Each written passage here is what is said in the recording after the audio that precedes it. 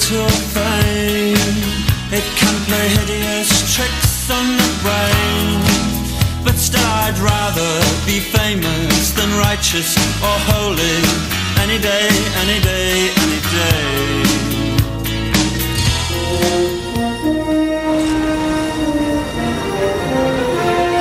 Let's get a stabilizer on that conduit. Reinforce that starboard interlock. We need to reroute main power through the secondary coupling. Hey kids, LeVar Burton here. Could have been a Star Trek question, but no, it's a question about reading Rainbow. In the theme song, Butterfly in the Sky, following the words I can are a couple of two-word phrases. What are they?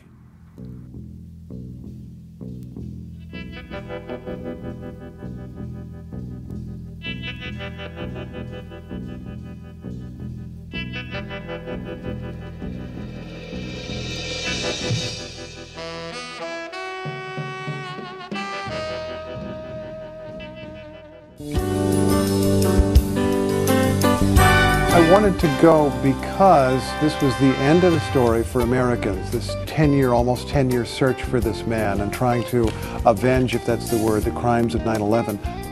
Hello, Geek Bowl. It's Steve Inskeep with Morning Edition from NPR News. You know, this program has been on the air for a long time. The day before this program went on the air, in 1979, the Iran hostage crisis began, and the hostages were held for a long time. They were held for a multiple of 111 days. 3 digits, all the same. So that's your question. How many days were they held for?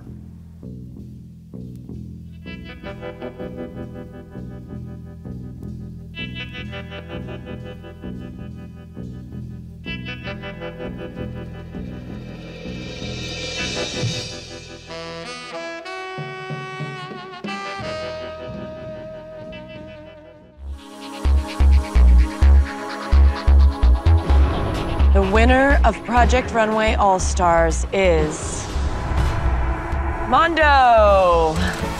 Hi. Mondo. Hi. Mondo, how you doing? Mondo, excellent. I almost wore the same thing. Mondo. How you doing? I'm Mondo. Every Project Runway designer is familiar with Tim Gunn's famous 3-word catchphrase when he's less than impressed with a design's progress. Hint, it shares one word with RuPaul's. What is it?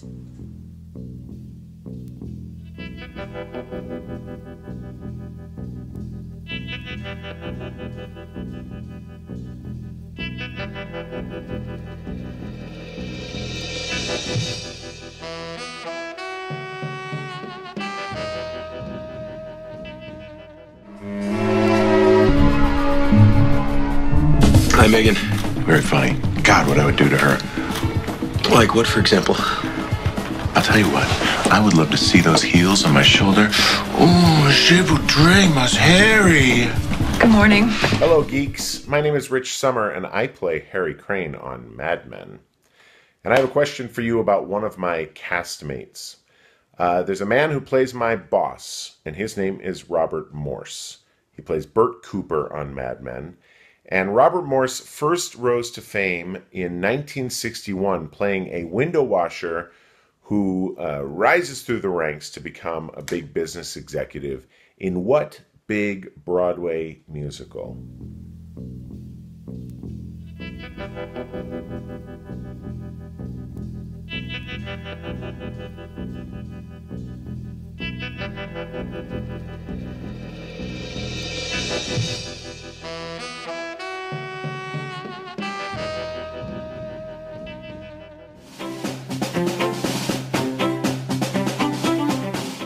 I really appreciate this, but I did promise Gail I would leave by 5. She has a tasty surprise waiting for me, if you know what I mean. Gross, Jerry. She made a meatloaf. Hey, Geek Ball. Jim O'Hare here. I play Jerry on Parks and Recreation, which happens to take place in a small town called Pawnee, which leads me to my question. Historically, the Pawnee people lived mostly along the North Platte River in the territory that became what Great Plains state?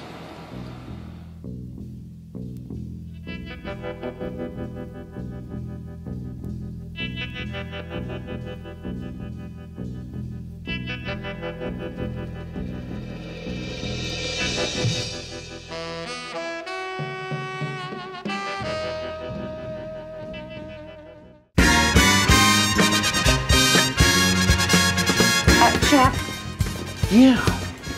You're trying to touch my breast, aren't you? What can I say? I like the way you're put together. What do you say we go out on a date? Have some chicken, maybe some sex. You know, see what happens. Oh, let me get this over here. Hi, it's David Koechner. You might know me as Champ Kine from Anchorman or Todd Packer from The Office, but I'm also Uncle Earl from what?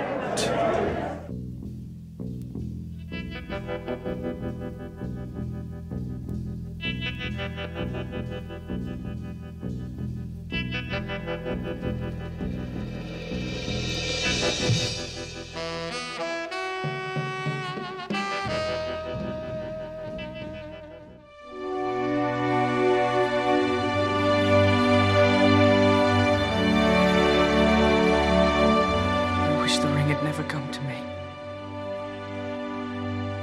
I wish none of this had happened. So do we live to see such times, that is not for them to decide. Hello, Geek Bowl. I'm Elijah Wood. Here is your question. Alfred Hitchcock's North by Northwest and my early film North are both rightly hailed as classics of American cinema. I don't know about North so much. How many years elapsed between the two films? Release dates, 25, 35, or 45?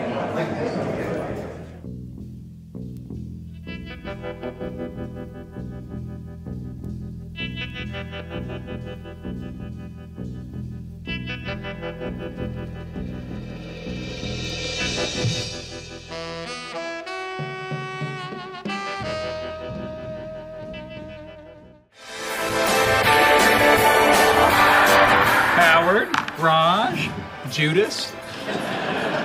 You know what? You're a crazy person. A crazy person with a long memory and, if all goes according to plan, a robot army. Stop it. Or a mutant army. It depends on how my Kickstarter goes.